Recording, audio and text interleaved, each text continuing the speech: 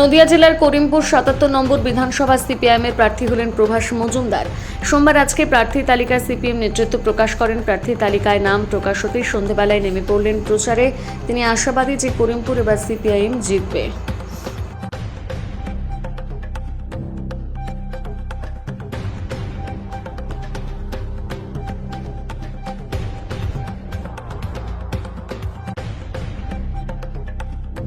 Rail রাস্তা প্রতিনিয়ত accident হচ্ছে।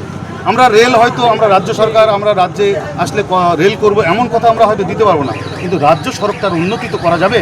সেটা অবশ্যই আমরা রাজ্য সড়ককে ডবল লেন করা বা 4 লেন করা, এটা একটা বড় কাজ। তারপরে আজকে আমাদের যে হসপিটাল রয়েছে গ্রামীণ হসপিটাল দিকে তাকান, এক বোতল রক্ত দেওয়ার জন্য কোনো ব্যবস্থা আজও হলো না। এই যুগে এই সময়কালের মধ্যে একটা স্বাধীনতা প্রায় 80 বছর পার হয়ে গেল, সেখানে আজকে আমরা একটু রক্ত দেওয়ার ব্যবস্থা হবে না করিমপুরে?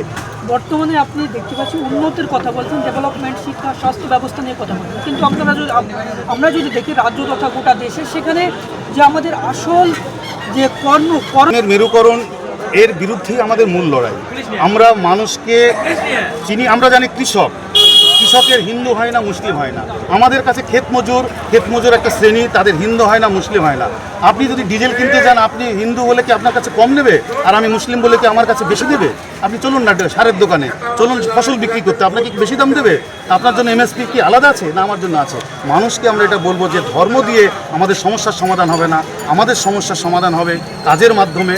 আমরা হাতে কাজ চাই, শিল্প চাই, আমরা রাজ্যের উন্নতি চাই, কৃষকের ফসলের ন্যায্য দাম চাই, ক্ষেত মজুরের ন্যায্য মূল্য চাই, তার 100 দিনের কাজকে 200 দিন করতে চাই। এইসব আমাদের হচ্ছে মূল কথা।